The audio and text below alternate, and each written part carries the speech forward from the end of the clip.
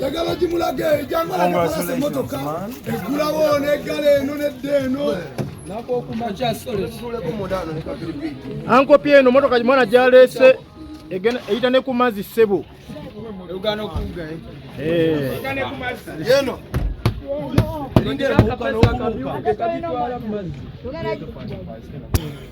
Gwe linga obuka ontwala watugende. Unaona oyagala. Balo kulaba wano yagala nye bya masobe. Umiliyeko wano ngomu. Gwe brand new man. Tekiriza musana kubanga ejira. Gwe ajikola domo kulu.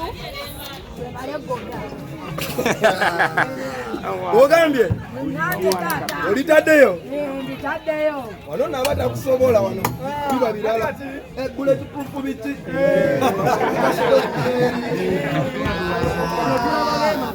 bari wagalideyo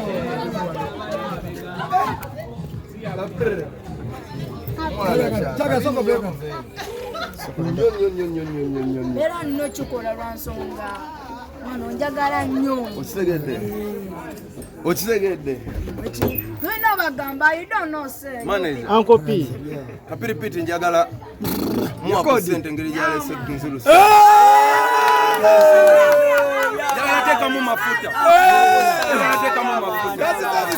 Teka mu mafuta. Amafuta gasoose gwa nenzulu sumwana. Amafuta gasoose gwa gatadde mu ssebo. Twalinga boddogo mwana nga toyina dda akagaali boy. Leo no superstar wange mwana amafuta agasooka nze ngagula. Nze ngagula. Manager kange ndete ku sente. Uncle P. Okimanyi. Uncle P. Tukulaba ne drip oli mulwadde. Why? Badde mulwadde naye. Defeat. Sabira Uncle P mu Jamaica one mulwadde. Why Sabira Uncle P? Alina kanulwa. Ne Sabira yesala y'omotera ya kisima. God bless. My father. Yeah, man, Uncle P. I know it's gonna be fine. That's all. Amen.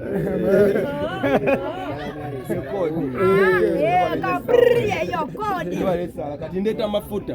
Kwatile mwana kati manager soko je. Wow.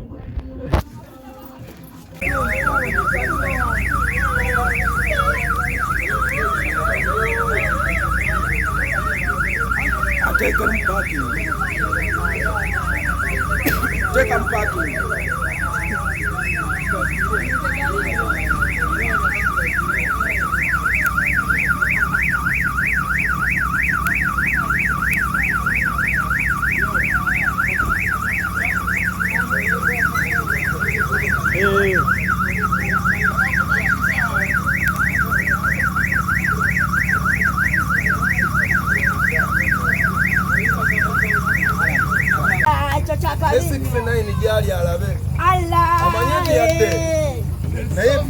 King of the East, what Africa? Yeah, man.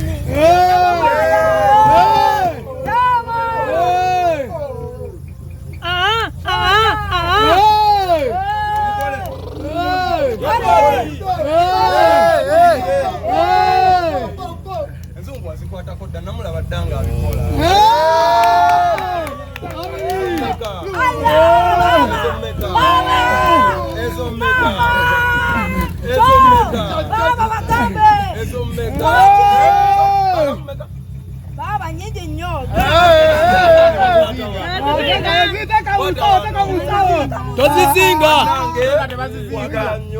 I'm so proud of you. I can't wait for you to give me your first ride. Ndi musanyifu okubanga okulidde wano ng'oli mwana muto emyaka gyonna ne buli kyotuuseeko okuva ku kusoma okuva ku mitinga ba rapa abakabi nange benneegomba n'okuba nti onjagala nga mukandawo n'okuba nti oguze emmotoka ye eyakabi n'ogireeta wano njirabeko nange nkole ki njirabeko mbereko naawe n'okuba nti onjagala Kapiripiti nkwagala nnyo nnyo nnyo nnyo nnyo era ensi yonna gyekoma star to the world Uganda to the world baino kimagande Pallaso ne Kapiripiti bagenda bakakasa winose Kapir to the world yeyo kodi oh no superstar Muleke Kapiripiti no ono mobya mobaya gatambazada wabatomo gatongo motomo batomo bayo moto Santa Mananga Muleke Kapiripiti mfuna obugumu mu mutima mumanyi nti Ugandan music industry gyeraga ddala eri represented with pure talent. I am so happy bwemulaba afaanana star ate abantu bangi babeereyo by the way nembawulira ne bajajinga Kapiripiti bamujajinga in so many ways, but Kapiripiti omu ku bantu abasinga obulungi be nali nsinkanye mu nsi yadde mwana muto alina ekitiibwa, temubuzaabuzibwa maswaga, temubuzaabuzibwa ki. Kapiripiti asoma, Kapiripiti superstar, Kapiripiti atuwa ekitiibwa, Kapiripiti akoze naffe, Kapiripiti ayagalwa ensi. Era njagala obbakakasa nti ndi mugumu oba wendi oba siribaawo muli Julia ne mugamba Pallaso yakola ki?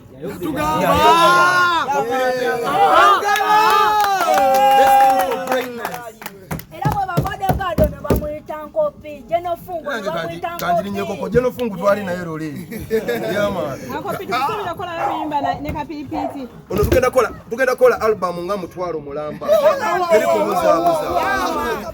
Tugenda kola albums Kapiripiti ono. Nze simumanyi mmanyanga just fano. Mbeera naye, I know his talent. Kapiripiti akuba freestyle, Kapiripiti adusa olulimi, Kapiripiti ayimba, Kapiripiti azina. Kugamba oluyimba is an understatement. Nze ne Kapiripiti tulina okukyusa ensi eno kuba ffe obudde bwina busobola okundimitinga, but Kapiripiti is unlimited. Born a star, he's educated, people love him, I love him. Manager we wa Kabi ku myaka gino abadde ne ba 6'9", some of the biggest role models in rap. Kapiripiti rapper, dancehall artist, ali versatile. Got a great beginning. Ali around Pallaso, ali around 6'9", ali around the Hypers dance crew, ali around security Jenofungu. Ali nobody can say man. Yeye twagamba bannange ekyokulabirako kye mba musinga okufuna wano nakibagamba naye amazima gakaawa gabanga mululuza kyovola buli omwaga ali agakola ki gakaawa. Bannange mufune ekyokulabirako. Ffenna twazaalibwa mu ghetto naye okuva mu ghetto it's the mindset. Ghetto teriiko kikomera naye gwe olina okubuuka ebikomera byonna Katonda by'abaya mujja kgenda obubaka mu bufuna. N'olw'ensonga eyo Kapiripiti nkwebaza okuba ng'otandise okubuuka okuva mu ghetto naye nkutunulira ofaanana superstar. Ankopi abaana abato kutuusa kirooto rapu meto nkuba biri oto rapu industry nga bya bato kuno moto kumachoto Ankopi tell them they know. Yama Ankopi abaana abato abali eyo abali talented nga omukulu gwe tulabaawo nga tebagala kusoma balowooza bali mu talenti bafuna sente nti esome teribayamba bagamba bakaki. Abaana abato abali eyo abatayagala kusoma ojja tuuka okubala sente nga tosobola zibala kuba guno omulimu osegedde.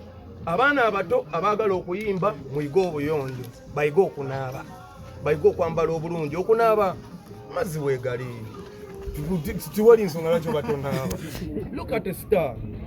I am so proud of them. Abaana abato bayiga okuwa ekitiibwa abantu abakulu kuba newankubadde ki at the end of it tuva mu Africa we have tradition and culture.